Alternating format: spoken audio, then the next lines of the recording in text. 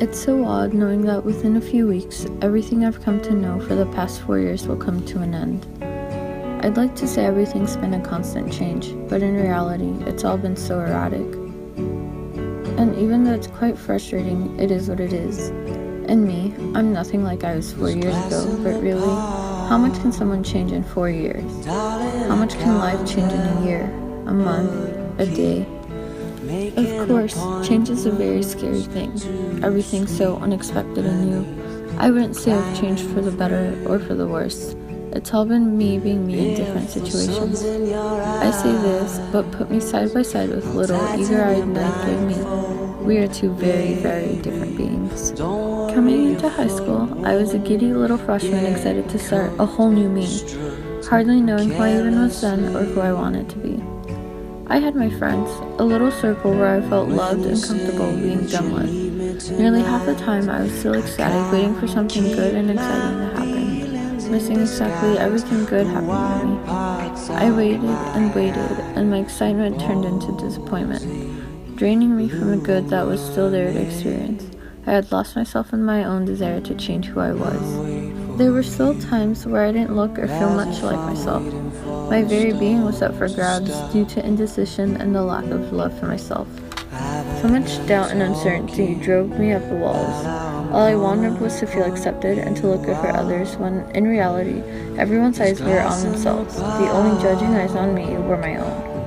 Everyone had their own concerns and worries to melt over, other than the fact that my bangs were cut ugly or that a certain shirt made me look bad. There was always worry where fear wasn't needed. This carried into my sophomore year, and junior, and senior, but soon enough this feeling stayed at bay.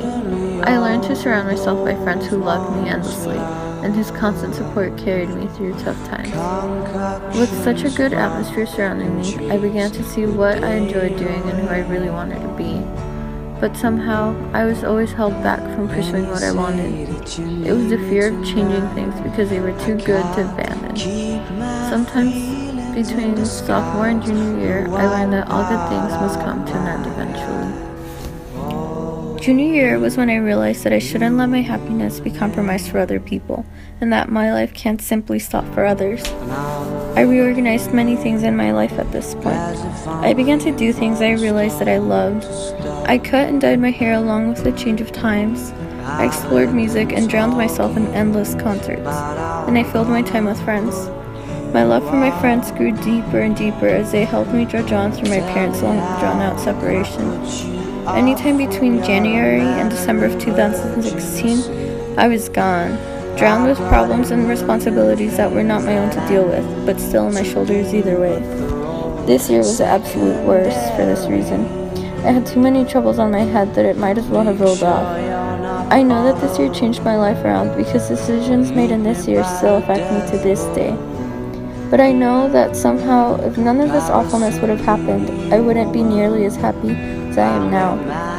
I have become patient, and I know I can endure so much more than I thought I would in 9th grade. But it's alright now. Everything's much better. Many changes followed me into senior year, not all of them bad, and most of them good. I learned to drive my old family van, and later on, I got my own car. My dad moved, I got more tattoos, and I met people whose presence turned to be vital to my well-being and happiness. I was handed more and more responsibility as things got complicated, and my social groups grew and grew. And as lucky as I am, I made new friends with people who I could only admire at first.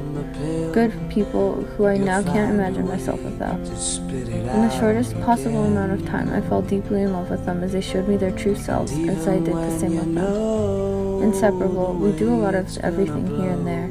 We'd bowl, stuff ourselves in my room, we'd go on the weekly midnight runs and get in trouble with our parents. We'd explore new things like horseback riding and doing nearly impossible yoga poses, while occasionally still attending concerts and occasionally doing homework between everything. Throughout the entire year, I practiced patience, and I learned that with determination and desire, good things follow.